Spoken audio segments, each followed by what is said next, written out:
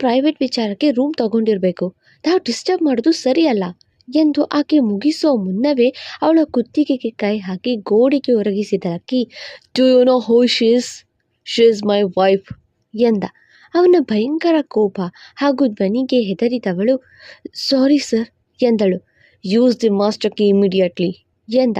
ಸರಿ ಎಂದು master key ಬಳಸಿ ಬಾಗಿಲು ತೆರೆದ್ಲು. ಓಡಿ ಬಂದು ನೋಡಲು ನಿದ್ರಿಸುತ್ತಿದ್ದ ಚಾರು ಪಕ್ಕ ಅವನ್ಯಾರೋ ಮಲಗಿದ್ದಾನೆ. ಅವನ ಕೈ ಅವಳನ್ನು ಆಲಂಗಿಸಿದ್ರೆ ಅವಳ ಪಾದದ ಮೇಲೆ ತನ್ನ ಪಾದವಿರಿಸಿ ಆತ ನಿದ್ರಿಸುತ್ತಿದ್ದ.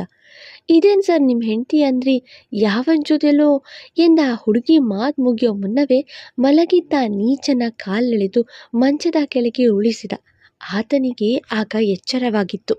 ಯಾರೋ ನೀನು ಎಂದು ಕೇಳೋ ಹೊತ್ತಿಗೆ ಅವನ ಕುತ್ತಿಗೆ ಹಿಡಿದು ಮೇಲೆಬ್ಬಿಸಿ ಹಿಗ್ಗ ಮುಗ್ಗ ಹೊಡೆಯೋಕ್ಕೆ ಶುರು ಮಾಡಿದ.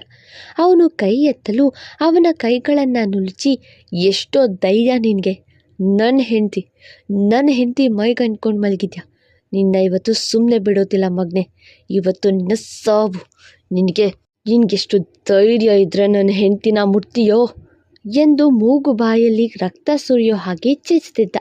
ಅವನ ಏಟಿಗೆ ಆ ಹುಡುಗಿ ಉಗುಳು ನುಂಗುತ್ತಾ ಬೆವರುತ್ತಿದ್ಲು. ಆಗ ಎಚ್ಚರವಾಗಿತ್ತು.